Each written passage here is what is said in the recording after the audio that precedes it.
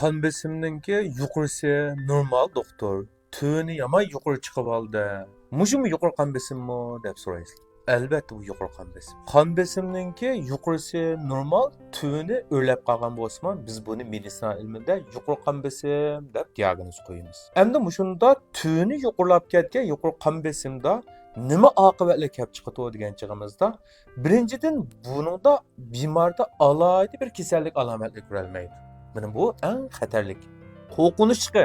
Shu sababdan bemor bunga sal qaraydi. Doim shu tuvan qon besim yuqoriladigan chaqda qon tomirining ichki devori osonlam talolishib qoldi, ketishib qoldi, qilinlab qoldi. Shu sababdan yurak qilqon tomirlarda tarish, to'silishlar, butqusiman ketishish tacizman yurak kasalligini keltirib chiqarib qo'ydi. Uningdan bo'lak mushu tumorlarning tariyib, ketishib, qilish sababidan umumiy badanga borgan qonning taqsimotining to'liq bo'lmasligini keltirib chiqarib qo'ydi. Shu sababdan mingidagi har xil kasalliklarni ham umumiy badandagi nurg'ulg'on qon ishlamasdan kelib chiqqan kasallikni keltirib qo'ydi. Qolis o'zi qo'sqi yo'g'on, semiz, kumzak. Lekin böbrek iqtidori ajizlab ketgan, nerv iqtidori ajizlab ketgan bu. Nemishqa degan chig'imizda bu odamda qonninki o'zi to'lib tashqan ishtihasi yaxshi bo'lgan bilan qon tomirida to'silish, ketish ig'irlab ketganlik, tuvan qon besim yuqorilab doim yuqorilayotganligi sababidan a'zolarning qon bilan ta'minlanishi to'liq ta'minlanmay har xil minga ham yurak qon tomiri kasalliklarini keltirib chiqarib qo'ydi.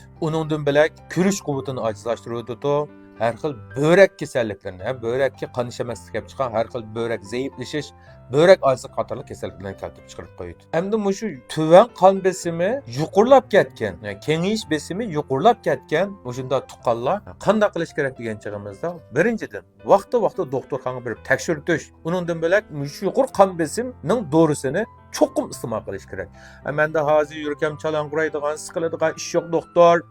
Nafas qistab demimiz tutadigan, beshim qaytgan, og'riqqa ahvol yo'q doktor degan bunda tuyg'unlarga asosan qon besimi o'lchmay, vaqtida doktorxonaga borib, doktorning ko'rsatmasi bo'yicha dori iste'mol qiling. Uningdan bilak yuqori energiyalik tomoqlardan tuni kavupi, polo, samsa, petermanti, go'sht non, go'shtkira deganga o'xshash qiymali tomoqlardan parhez tutinglar. Kunda piyoda minib berishga odatlaninglar. Bak to'yab tomoq yeyolmanglar, bak kech tomoq yemanglar, tuzliq tomoq yeyolmanglar.